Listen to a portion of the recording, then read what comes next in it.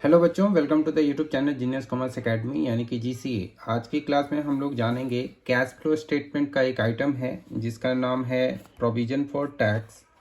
तो ये provision for tax, जब कभी भी आप कैश फ्लो स्टेटमेंट बनाते हो तो प्रोविजन फॉर टैक्स को लेकर थोड़ा सा कन्फ्यूजन रहता है। तो आज की क्लास में इसी कन्फ्यूजन को हम लोग स्पेसिफिकली दूर करेंगे कि प्रोविजन फॉर टैक्स के कितने केसेस हम लोगों को कैश फ्लो स्टेटमेंट बनाते समय आते हैं। तो एक तो बात सबसे पहले ये जाननी है कि प्रोविजन फॉर टैक्स जो है वो केवल ऑपरेटिंग एक्टिविटीज़ में डील होता है। ये तो आप शायद जानते भी होंगे कि 3 तरह के एक्टिविटीज़ होते हैं, ऑपरेटिंग, इन्वेस्टिंग और फाइनेंसिंग एक्टिविटीज़। तो कैश फ्लो स्टेटमेंट केवल ऑपरेटिंग एक्टिविटीज़ में डील किया जाता है।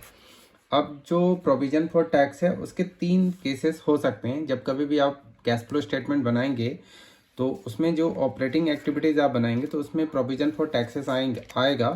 उस प्रोविजन फॉर टैक्सेस का 3 सिचुएशन हो सकता है, मतलब 3 तरह के प्रॉब्लम आ सकते हैं। ये मैंने 3 तरह के प्रॉब्लम यहाँ पर लिखे हुए हैं, ये देखिए। जो पहला प्रॉब्लम है वो ऐसा हो सकता है कि केस 1 में केवल प्रोविजन फॉर टैक्स दिया हुआ है 10,000 रुपया। तो इसका क्या करेंगे? खाली प्रोविजन फॉर टैक्स दिया हुआ, कोई एडजस्टमेंट नहीं दिया हुआ, कुछ भी नहीं दिया हुआ, ओनली ये लिखा हुआ प्रोविजन फॉर टैक्स। तो जब आप कैश फ्लो स्टेटमेंट बनाते हैं तो मैं यहाँ पे ऑपरेटिंग एक्टिविटीज़ मैंने पहले से बना रखा है, यहाँ पे लिख रखा है कि आप यही सब चीज़ें लिखते हैं। जैसे net profit as per statement of PL, मतलब दो प्रॉफिट का क्लोजिंग में से ओपनिंग माइनस करते हैं, तो जो यहाँ पर आता है वो लिख देते हैं।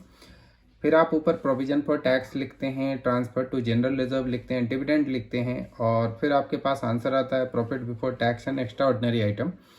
अगर आपने ये सब पढ़ा नहीं हुआ है कि ये बनता कैसे है तो इसके ऊपर वीडियो ऑलरेडी है, आप देख सकते हैं।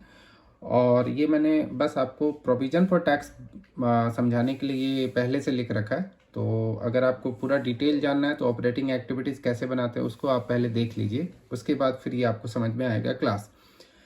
इसके बाद जैसे profit before tax and extraordinary item आ गया तो फिर यहाँ पे नॉन कैश आइटम लिखते थे, कुछ प्रॉफिट को घटाते भी थे।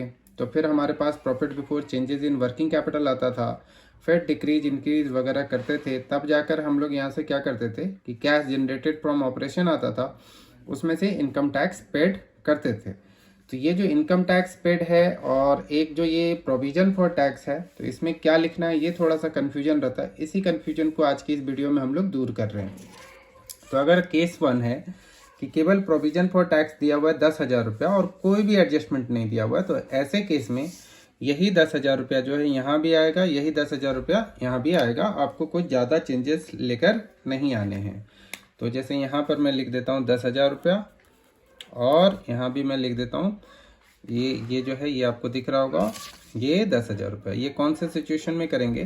तो जिस सिचुएशन में केवल प्रोविजन फॉर टैक्स दिया रहेगा। तो पहला सिचुएशन तो आपको समझ में आ गया होगा।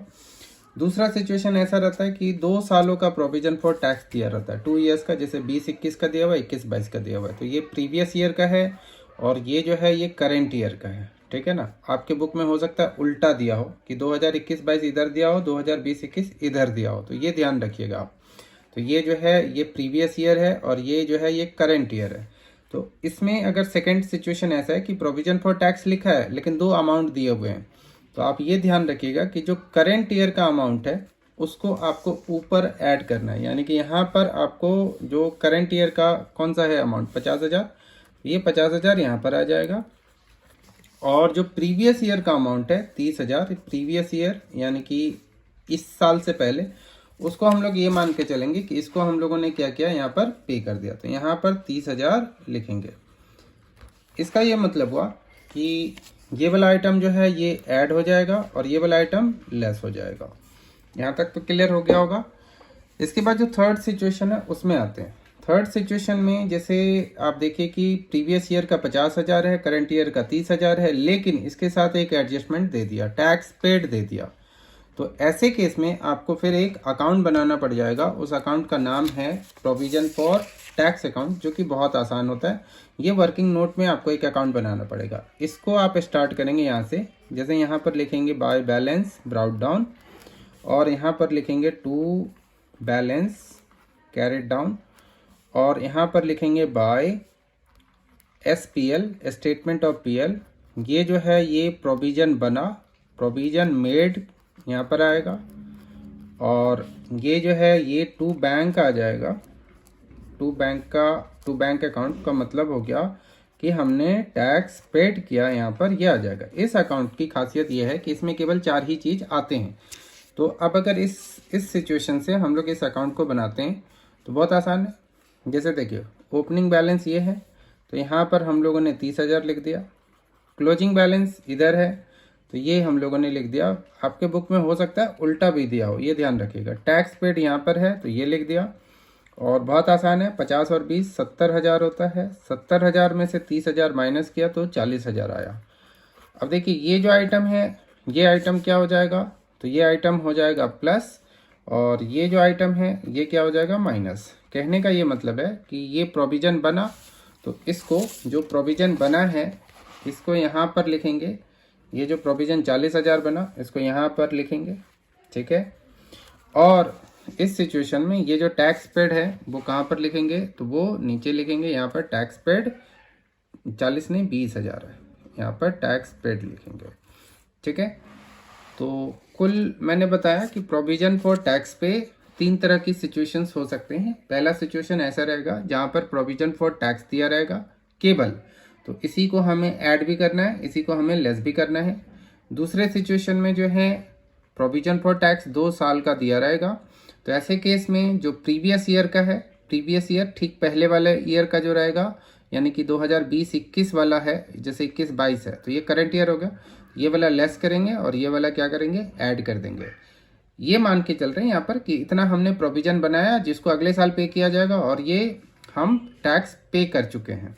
इसके बाद जैसे तीसरा सिचुएशन है, तो उस सिचुएशन में क्या है कि 30,000 और 50,000 बट टैक्स पेड दिया हुआ है। तो टैक्स पेड दिया हुआ तो हो सकता है यहाँ पे प्रोविजन मेड भी दिया रहेगा, तो जो भी दिया रहेगा तो आपको ऐसे 3 अमाउंट होंगे, तो आपको इस तरीके से अकाउंट बना लेना है।